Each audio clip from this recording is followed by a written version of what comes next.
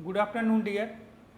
आज हम लोग एक छोटा सा टॉपिक चर्चा करेंगे कि कौन सा ऐसा कॉन्टिनेंट है जिसका land use and land use change data पूरी तरह से डिजिटल किया गया है और इस डिजिटल करने में किस संस्था का योगदान रहा है और इसके बाद जो है ये डिजिटलाइजेशन से उस कॉन्टिनेंट को क्या फ़ायदा होने वाला है, इस पर हम चर्चा करेंगे।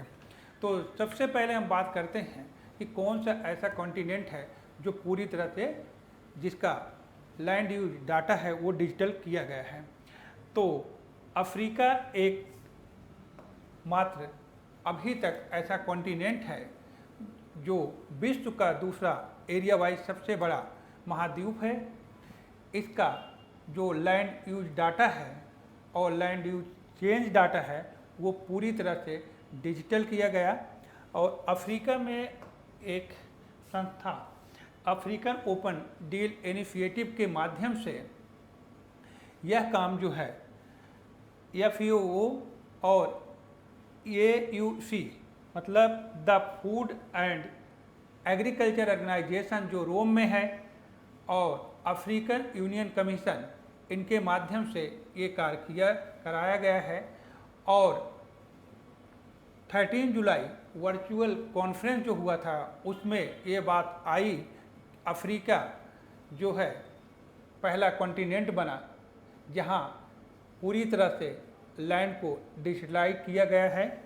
और इसमें जो भूमिका जो डील है, डील का मतलब क्या है कि data for the environment agriculture and land initiative, deal का मतलब ये है। अब इस डेटा से क्या आगे हमें क्या फ़ायदा, अफ्रीका कॉन्टिनेंट को क्या होने वाला है।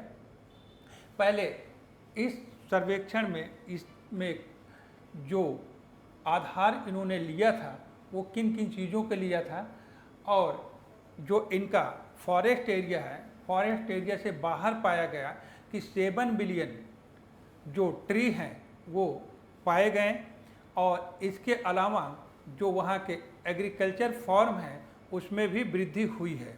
अब इनका जो काउंटिंग का में जो इन्होंने बेस बनाया था वहाँ के ट्री को इन्होंने काउंट किया, ट्री, फार्मलैंड्स और एग्जिस्टिंग इंफ्रास्ट्रक्चर, अर्थात जो वहाँ का बुनियादी जो ढांचा था उस पूरे एरिया को इन्होंने काउंट किया है। अब इससे देखा गया कि जो पहले इनका एग्रीकल्चर था इस पूरे एरिया थे पूरे कॉन्टिनेंट पर, उसमें 25% जो है वृद्धि हुई और 2018 में देखा जाए तो अफ्रीका के 279 मिलियन हेक्टेयर पर फसल भूमि पर खेती की गई, लैंड जो क्रॉप लैंड पर कृषि की गई। अब इससे जो है इसे क्या फ़ायदा होने वाला है।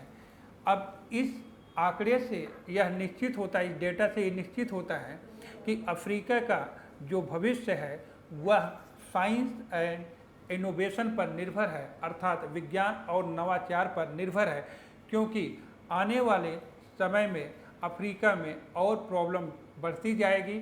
उस प्रॉब्लम के समाधान के लिए अफ्रीका में कुछ साइंस अर्थात विज्ञान और नवाचार को बढ़ाने की ज़रूरत है। वैसे भी अफ्रीका कॉन्टिनेंट के बारे में कहा जाता है कि अफ्रीका विश्व का अगर रिसोर्सेज के पॉइंट ऑफ व्यू से देखें तो सबसे रिच कॉन्टिनेंट है, बट वैसे प्रेजेंट स्थिति देखी जाए तो सबसे पुअर कॉन्टिनेंट है, क्योंकि इसे डार्क कॉन्टिनेंट के नाम से भी जाना जाता है। अब इसकी चर्चा हम ज्योग्राफी वाले टॉपिक में करेंगे कि इसे डार्क कॉन्टिनेंट क्यों कहते हैं और इसके बारे में जो यहाँ की अभी जो वर्तमान प्रॉब्लम है वो जो सबसे पॉवर्टी, मालन्यूट्रिशन, हंगर जैसी सबसे बड़ी यहाँ की प्रॉब्लम है। यदि यहाँ पर नवाचार और विज्ञान जैसी तकनीकी को उपयोग करके हम इस डिजिटल लैंड यूज जो डाटा है अगर इसका हम उपयोग करते हैं तो निश्चित रूप से अफ्रीका को या अफ्रीका पूरे कॉन्टिनेंट को इस प्रॉब्लम से बाहर निकलने में, अर्थात poverty, mall nutrition and hunger से बाहर, भुखमरी से बाहर निकलने में सहायता मिलेगी।